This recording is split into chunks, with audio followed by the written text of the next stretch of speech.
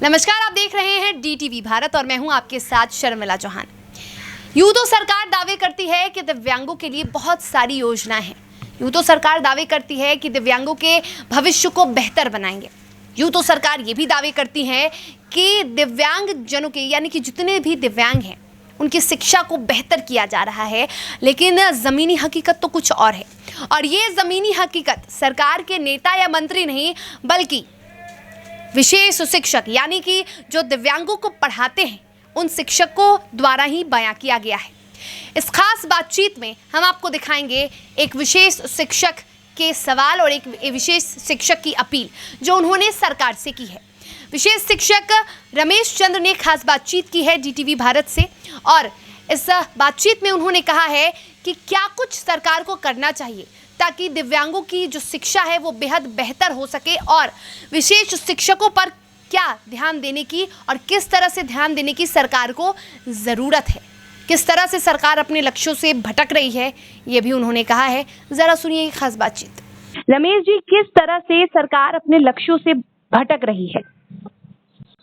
हाँ मैडम जी धन्यवाद आपका हमारी बात को सरकार के सिस्टम तक पहुंचाने के लिए। जी कहना यह है कि जब राइट टू एजुकेशन के तहत हम शिक्षा की बात करते हैं तो सामान्य बच्चों को भी समान शिक्षा लेने का जो अधिकार है वह हमारे दिव्यांग बच्चों को भी पूरी तरह से और शिक्षा लेने का अधिकार है।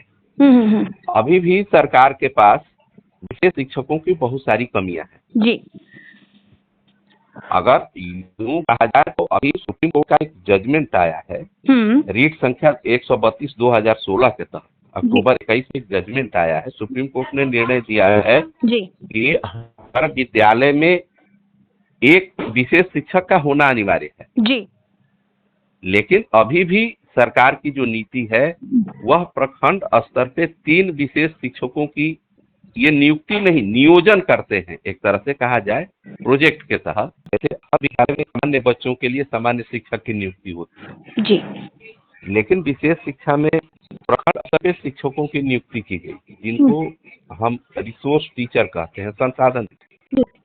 बाद में बिहार सरकार ने इनका एक दूसरा नामकरण किया ब्लॉक रिसोर्स पर्सन समावेशी शिक्षा। जैसे आपने सुना होगा कि हर ब्लॉक में BRP होते हैं, ब्लॉक रिसोर्स पर्सन, जो सपोर्ट करते हैं अन्य शिक्षकों को या रिपोर्टिंग से संबंधित कार्य करते हैं। तो वैसे ब्लॉक स्तर पे विशेष शिक्षा में भी 2 BRP के पद का सृजन किया है सरकार ने। तो उसमें इन्होंने विशेष शिक्षा में भी उन्हीं रिसोर्स टीचरों में से उठाकर ब्लॉक रिसोर्स पर्सन IE करके इन्होंने पद सृजन किया। लेकिन कार्य दोनों के समान है। जो RCI का मानक है हमारा विशेष शिक्षक का वह है 6 बच्चे पर 1 शिक्षक जी और 8 बच्चे पर 1 शिक्षक, 2 मानक है जो हमारा RCI ने तय किया था। लेकिन बिहार में शुरू से ही 1 शिक्षक पे 30 बच्चों का टारगेट दिया गया। बिल्कुल, जिसमें 20 बच्चे विद्यालय से संबंधित होंगे और 10 बच्चे गृह आधारित शिक्षा के लिए होंगे। लेकिन ये विसंगति चलती रही और जो इन टीचरों को टारगेट था वह था 6 से 14 आयु वर्ग का, यानी कि कक्षा 1 से कक्षा 8 तक के बच्चों का। विगत 2 वर्षों से सरकार ने ये टारगेट बढ़ा दिया और कर दिया 3 से 18 आयु वर्ग। अच्छा, यानी कि कक्षा मतलब कि आप अब यूं कह सकती हैं कि आंगनबाड़ी से लेकर और +2 तक के बच्चों को हमें देखना होता है। जी हमारे फील्ड में 2 प्रकार के टीचर होते हैं, एक B.Ed स्पेशल, दूसरे B.Ed स्पेशल एजुकेशन के लोग होते हैं। तो यहाँ पे सरकार की तरफ से मतलब क्या परेशानी हो रही है, ये एक बार बता दीजिए। और आपका मैं बता रहा हूँ मैडम। हाँ। परेशानी ये हो रही है कि अगर आप सामान्यतया देखेंगी तो एवरेज एक ब्लॉक में लगभग 100 से लेकर 150 तक के विद्यालय होते हैं और दिव्यांग बच्चों की संख्या अगर देखी जाए तो एक ब्लॉक में एवरेज 350 से लेकर 600 तक के बच्चे दिव्यांगजन हैं और शिक्षक होते हैं मात्र 3। और परेशानी ये है कि एक शिक्षक या प्रखंड लेवल पे लगभग 100 से 150 विद्यालय और लगभग 300 से 450 दिव्यांग बच्चों को शिक्षा देना 3 शिक्षकों के बस की चीज नहीं है। अभी अगर रमेश जी बात करें तो फिलहाल विशेष शिक्षक कितने बच्चों पर हैं? जो टारगेट सरकार का था, आपने भी बताया था कि 6 बच्चों पे पहले जी, एक सरकार का मैडम जो टारगेट है वह है 30 बच्चे पर एक शिक्षक इन्होंने रखा है। ठीक है अगर इनके टारगेट को ही हम मान लें 30 बच्चे पर एक शिक्षक, जी। तो भी हमारे पास उतने शिक्षक नहीं है। अभी भी जो सरकार चिन्हित करा रही है सर्वे के माध्यम से विशेष शिक्षकों का, तो सरकार ने ही एक हलफनामा सुप्रीम कोर्ट में दिया है कि 7700 लगभग विशेष शिक्षकों की हम नियुक्ति करेंगे।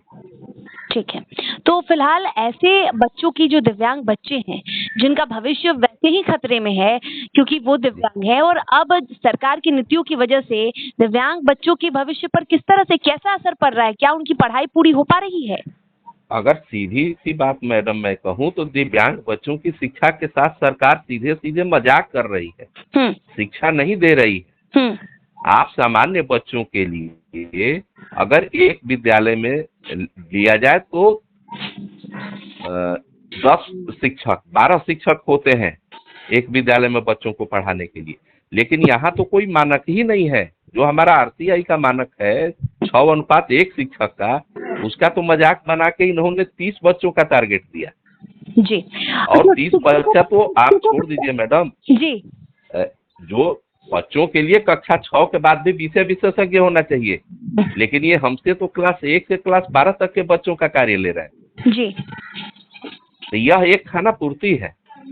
और शिक्षकों के साथ किस तरह का व्यवहार किया जाए? जो विशेष शिक्षक है, जैसे आप विशेष शिक्षक हैं जी, उनके अब साथ किस तरह विशेष का व्यवहार शिक्षकों की किया अगर हम मैडम बात करें तो विशेष शिक्षक जिस समय पायलट प्रोजेक्ट के तहत रखे गए, क्योंकि बिहार में बिहार शिक्षा परियोजना के तहत हम लोग काम करते हैं, तो आपको एक छोटा सा उदाहरण दे रहा हूँ कि जिस समय विशेष शिक्षकों का मानदेय 12,000 रुपये था, उस समय हमारे बिहार में शिक्षा मित्रों का मानदेय मात्र 4,000 रुपये जी।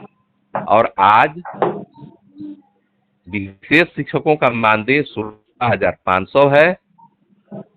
और तो अब उनको क्या कहेंगे, नियोजित शिक्षक हो गए, उनको लगभग 30,000 से ऊपर उनका मानदेय है। तो आप कल्पना कर सकती हैं कि इस महंगाई दौर में सरकार हमारे साथ क्या सौतेला व्यवहार सरकार कर से रही है। क्या मांग करते हैं एक विशेष शिक्षक के तौर पर?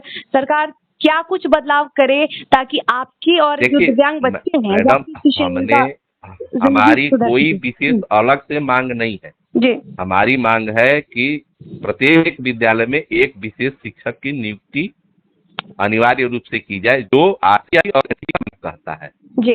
हमारी कोई अलग से कोई मांग नहीं है। और चूंकि माननीय उच्च न्यायालय ने एक मानक अब तय कर दिया है कि नहीं, प्राइमरी लेवल पे 10:1 होगा शिक्षक का मानक और सेकेंडरी लेवल पे 15:1 का मानक होगा, तो वह भी हम स्वीकार करते हैं। लेकिन सरकार अगर दिव्यांगजनों को सही में अगर शिक्षा प्रोवाइड कराना चाहती है और उनको सशक्त बनाना चाहती है, तो सरकार को इन मानकों को मानते हुए जो आरटीआई और एनसीटी के नॉर्म्स कहते हैं और माननीय उच्चतम ने जो निर्णय दिया है उससे ये लागू करें, हमारी यही मांग है, हमारी कोई अलग से कोई मांग नहीं।